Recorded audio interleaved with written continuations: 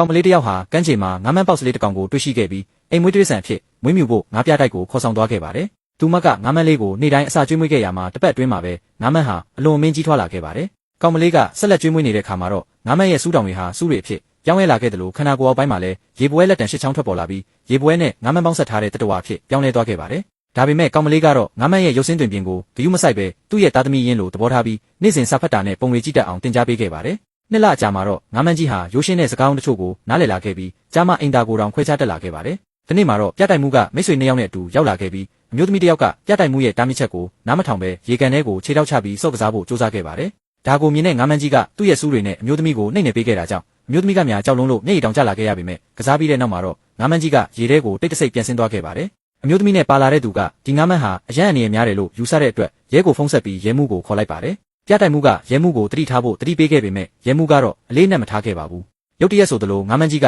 ရေထဲကနေခုန်ထွက်လာပြီးလူကိုစူးစူးရဲရဲကြည့်လိုက်ပေမဲ့ရဲမှုကလည်းရှော့တွက်လို့မရတဲ့သူမို့လို့တင်းနဲ့ကိုချက်ချင်းထုတ်ပြီးငါးမန်းကိုချိန်လိုက်ပါတယ်။တင်းနဲ့ရဲ့အစွမ်းကိုတိနေလို့လားတော့မသိပါဘူး။ငါးမန်းကြီးကရေမျက်နှာပြင်ပေါ်မှာမေ့လဲချင်အောင်စောင့်နေလိုက်ပါတယ်။အဲ့ဒီအချိန်မှာပဲကောင်မလေးရောက်လာပြီးလူတစ်ယောက်ကငါးမန်းကိုနာကျင်အောင်လုပ်ဖို့လွန်ပူထုတ်လိုက်တာကိုမြင်သွားခဲ့ပါတယ်။အန်နီရယ်ကိုဂယုမဆိုင်ပဲတားဆီးဖို့ပြေးသွားခဲ့ပေမဲ့ပြတိုက်မှုကတော့သူတို့အနေနဲ့ငါးမန်းကြီးကိုရောင်းချလိုက်ပြီးဖြစ်ကြောင်းပြောပြလိုက်ပါတော့တယ်။